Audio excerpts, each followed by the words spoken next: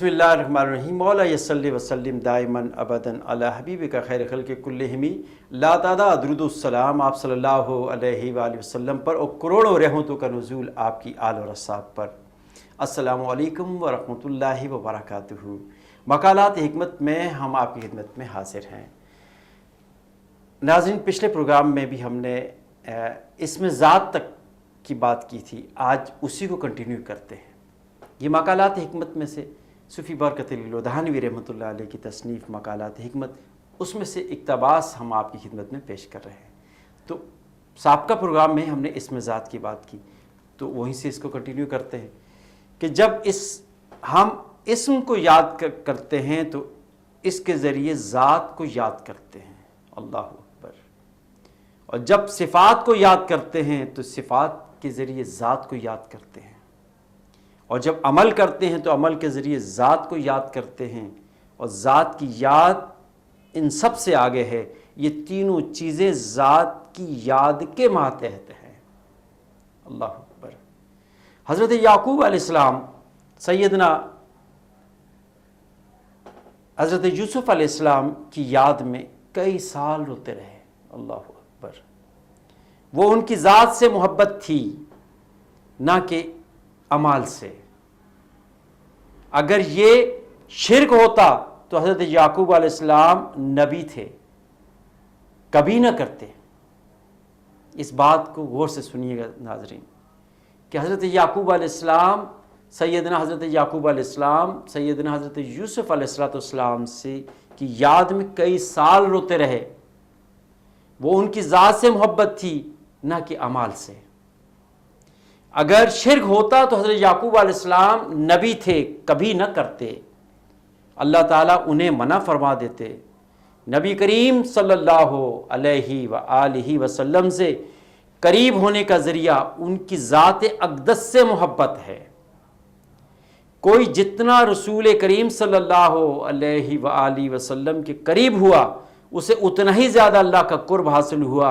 और जो नबी करीम से दूर हुआ वो अल्लाह से दूर हुआ, चाहे वो कुछ भी करता रहे, उसे अल्लाह का कोई पता न चला। नाज़रीन, सूफी साहब ने फरमाया, मुहिब अपने महबूब पे किसी भी किस्म की नुक्ताचीनी नहीं कर सकता।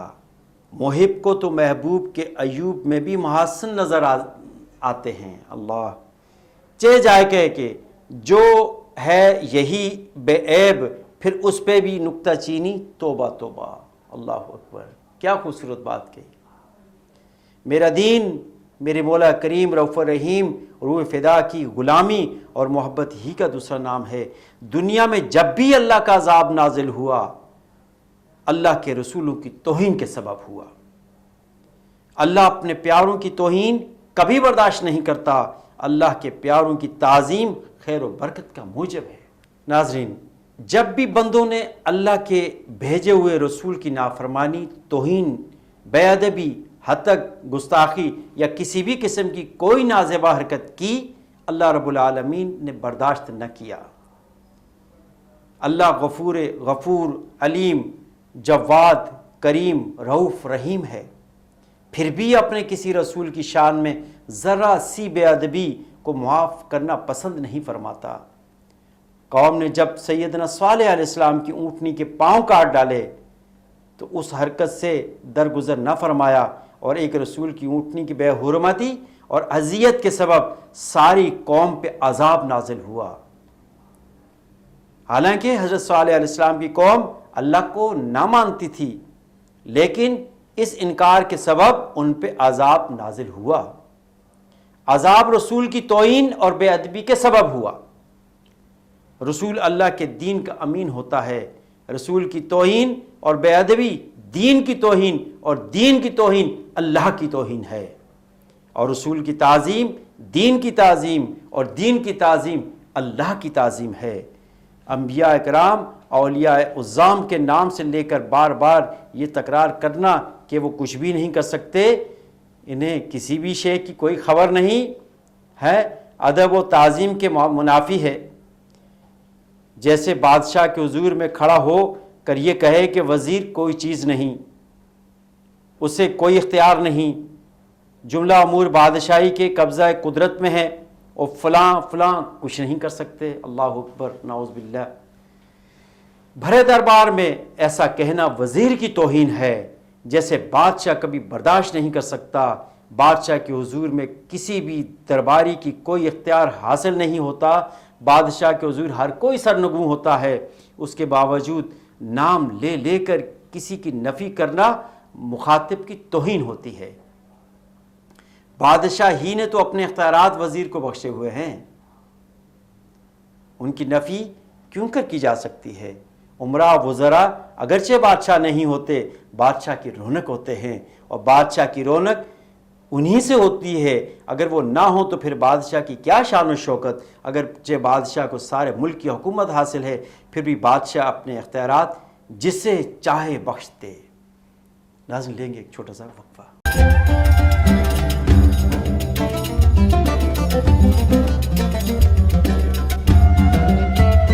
خوش آمدید ناظرین، وہیں سے سلسلہ کنٹینیو کرتے ہیں. حضور اقدس صلی اللہ علیہ وآلہ وسلم نے فرمایا، واللہ محتی وانا قاسم.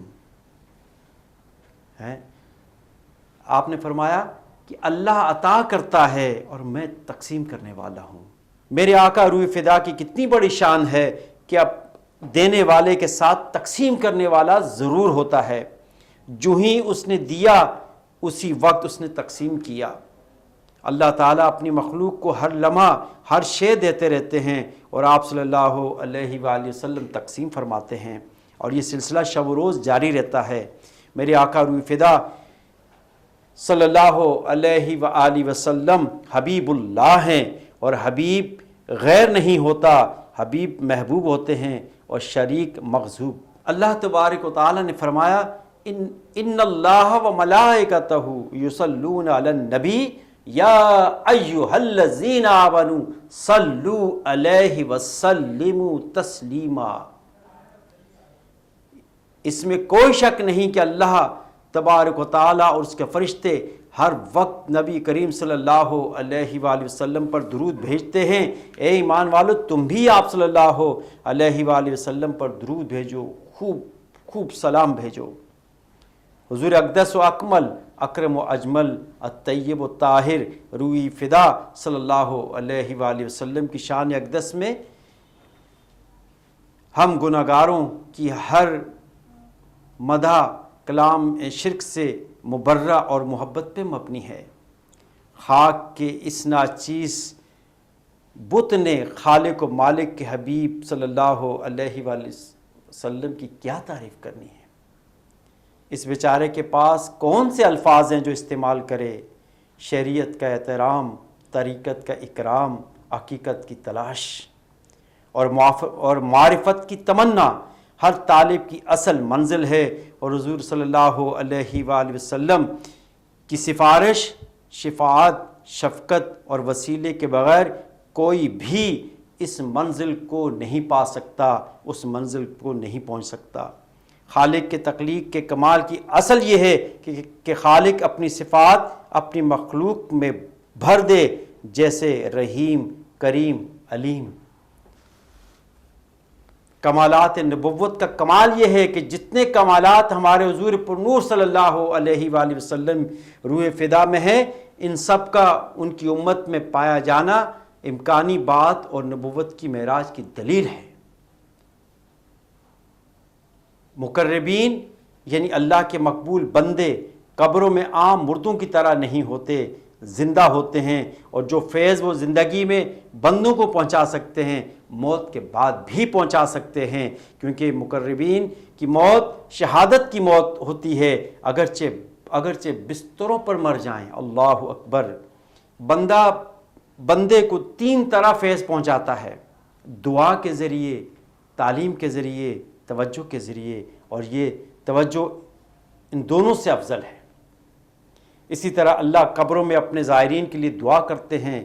اسی طرح اہل اللہ قبروں میں اپنے زائرین کے لیے دعا کرتے ہیں. اہل طریقت کے دلوں میں تعلیم کا القاء کرتے ہیں، متوجہ ہوتے ہیں. روح قبر اور برزخ پہ اکتسابی علم کا عالم کیا تشریح لکھ سکتا ہے؟ اسے وحدت الوجود اور وحدت الشہود کی کیا خبر ہو سکتی ہے؟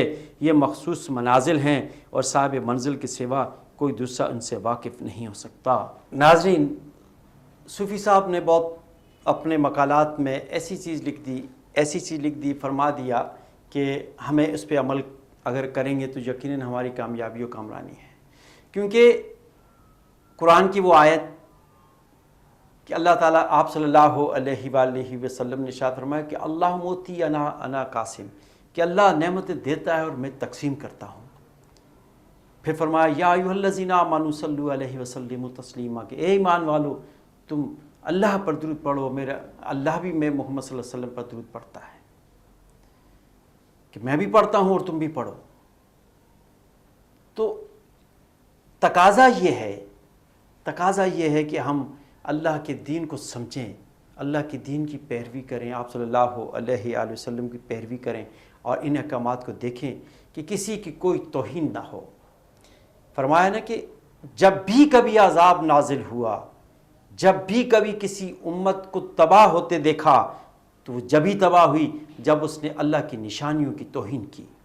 یہ انبیاء بھی اللہ کی نشانیاں ہیں، جس طرح کہ صالح علیہ السلام کی اونٹنی، اس کے پاؤں کاٹ دیے تو اللہ تعالیٰ نے اس قوم پر عذاب نازل فرما دیا۔ تو عذاب نازل ہونا ضروری ہو جاتا ہے جب کسی نبی کی توہین ہو، اہل اللہ کی تکذیب کی جائے۔ تو ہمیں ان تمام چیزوں سے، فروعی چیزوں سے بچنا ہے، اور ہمیں اپنی قبر میں جانا ہے، وہ اپنی قبر میں ہیں، ہمیں اپنے اعمال کا جواب دینا ہے، انہیں اپنے اعمال کا جواب دینا ہے۔ ہمارا کام بس اتنا ہے کہ ہم ان سے محبت کریں، ان سے عقیدت رکھیں۔ وما علینا الا البلاغ المبین۔